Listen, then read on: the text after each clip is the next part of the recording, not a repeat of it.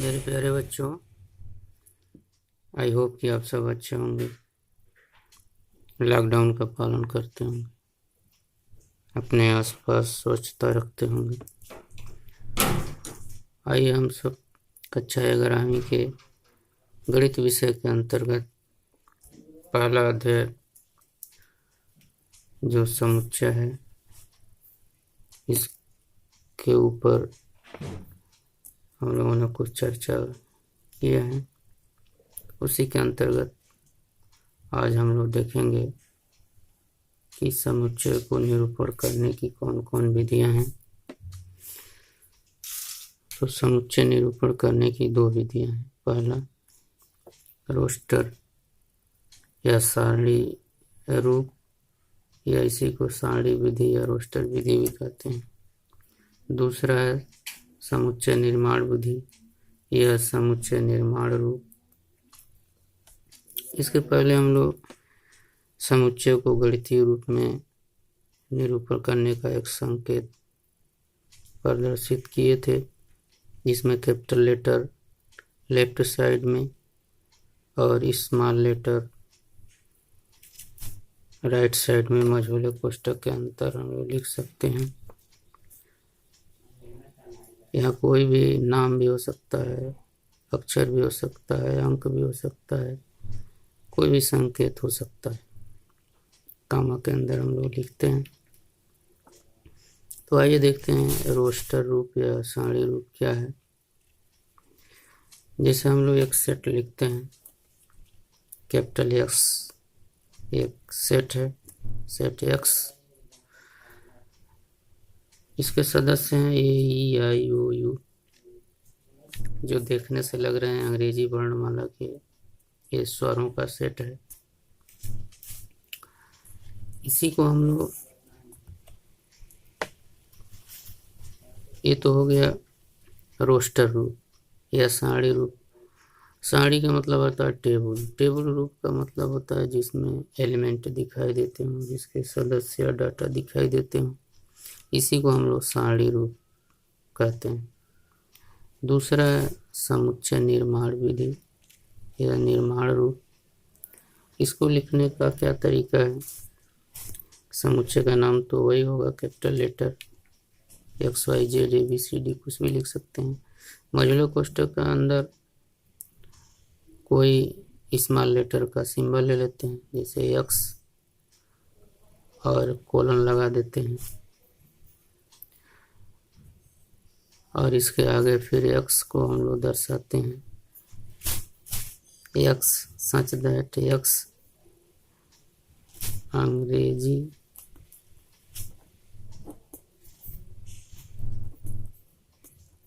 वर्णमाला का एक स्वर। जैसे यहाँ स्वर तो दिखाई नहीं दे रहा, लेकिन हम लोग एक नियम बना दिए हैं। इसको ऐसे पढ़ेंगे कि समुच्चय एक्स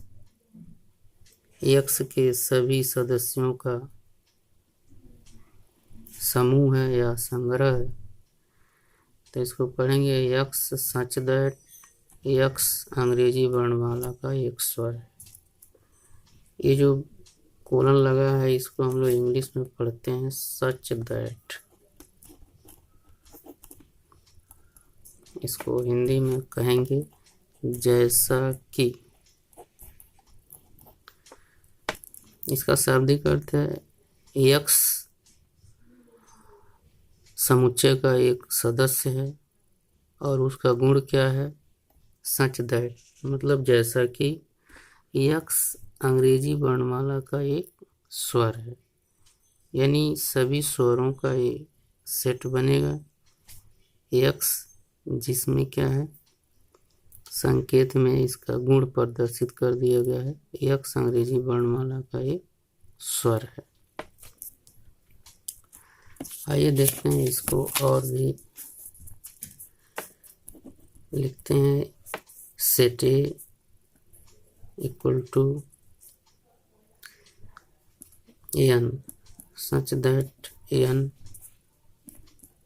एक प्राकृतिक संख्या है और n less than equal to 10।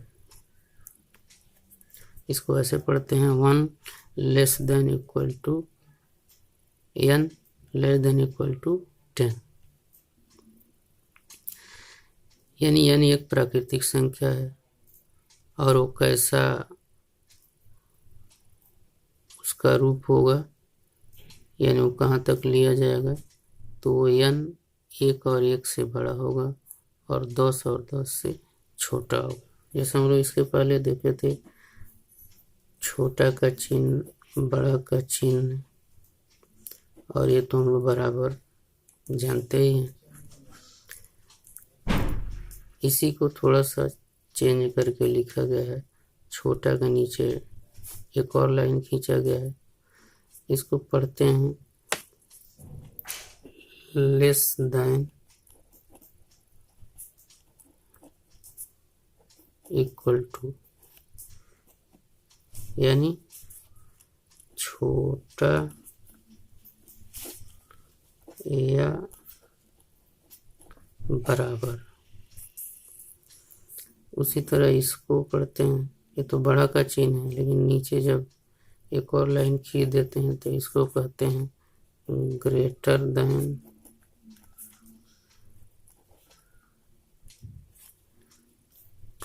Equal to, या इसी को कहेंगे बड़ा या बराबर। कहना मतलब ये दोनों इसमें निहित है, बड़ा भी हो सकता है और बराबर भी हो सकता है।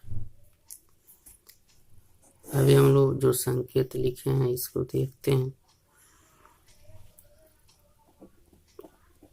1 less than equal to n less than equal to 10, यानी n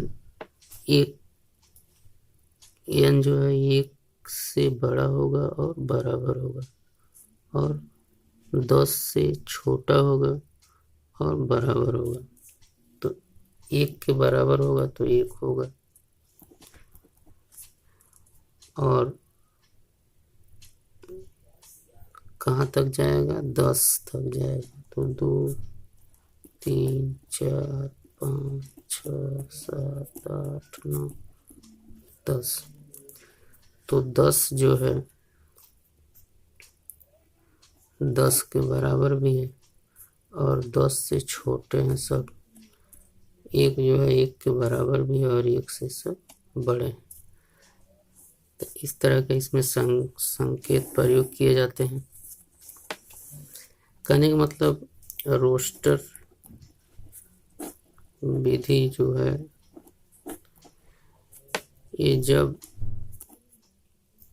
सदस्यों की संख्या न्यूनतम तब प्रयोग करेंगे, और समुच्चय निर्माण विधि